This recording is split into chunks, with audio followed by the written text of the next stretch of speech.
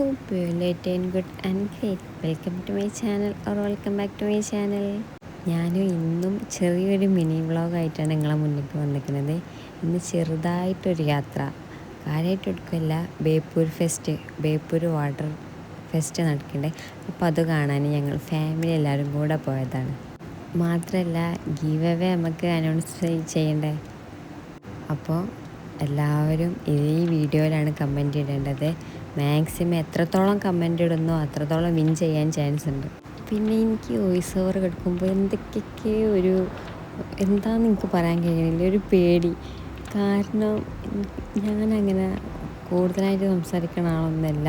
സംസാരിക്കും, ബട്ട് എന്തോ ഒരു ബേജാറ്. ഞാൻ വിചാരിക്കണ പോലെ ഒന്നും ഉണ്ടാവില്ല ഞാൻ വോയിസ് ഓവർ കൊടുക്കുമ്പോൾ ആവണത്. പിന്നെ നിങ്ങൾക്ക് എല്ലാവർക്കും എൻ്റെ വീഡിയോ ഇഷ്ടമാവുന്നുണ്ടെന്ന് ഞാൻ വിചാരിക്കുന്നുണ്ട്. കാരണം അൽഹംദുലില്ലാ മാഷാഅല്ലാഹ് കുഴപ്പമില്ലാത്ത വ്യൂസൊക്കെയാണ് എനിക്ക് കിട്ടുന്നത്. നിങ്ങൾ വിചാരിക്കുന്നുണ്ടാവും ഇതിൽ കാണുന്നത് വേറെ, എൻ്റെ സംസാരം വേറെയാണെന്ന്. കാരണം നമുക്ക് ഗീവ് അവേ എത്രയും പെട്ടെന്ന് നടത്തണം. അതിനിപ്പോൾ എന്തെങ്കിലുമൊക്കെ ഒരു വീഡിയോ വേണ്ടേ. അതിനപ്പോൾ ഞാൻ ഈ ഒരു വീഡിയോയിൽ ഇങ്ങനെയൊക്കെ സംസാരിക്കുന്നത്. പിന്നെ എന്നെ അറിയണ ആരും ഞാനങ്ങനെ സംസാരിക്കാത്ത ആളാണെന്ന് പറയില്ല. ഞാൻ അത്യാവശ്യം കുഴപ്പമില്ലാതെ സംസാരിക്കും. പക്ഷേ എനിക്കെന്തോ എന്തൊക്കെയാണ് പേടിയായിട്ടാവാം, ഒന്നുമില്ലെങ്കിൽ ജനങ്ങളെങ്ങനെ എൻ്റെ വീഡിയോ ഏറ്റെടുക്കും എന്നൊന്നും എനിക്കറിയില്ലല്ലോ. അതുകൊണ്ടൊക്കെ ആവും എനിക്കൊരു പേടി ബേജറൊക്കെ. ഫസ്റ്റ് ഞാൻ വോയിസ് ഓവർ കൊടുക്കാതെ മ്യൂസിക്കൊക്കെയാണ് ഞാൻ കൊടുത്തിരുന്നത്. പിന്നെ എൻ്റെ ഫ്രണ്ട്സും ഫാമിലിയൊക്കെ പറഞ്ഞ് മ്യൂസിക് കൊടുക്കേണ്ട, വോയിസ് ഓവർ തന്നെ കൊടുക്കുക, അപ്പോഴേ ആൾക്കാർ എന്നെ തിരിച്ചറിയുള്ളൂ. അതുകൊണ്ടൊക്കെ തന്നെയാണ് ഞാനിപ്പോൾ വോയിസ് ഓവർ കൊടുക്കുന്നത്. ഞാൻ ആദ്യം എഴുതി വെച്ചിട്ട് പിന്നെ അത് വോയിസ് ഓവർ ആക്കാമെന്ന് വിചാരിച്ചു.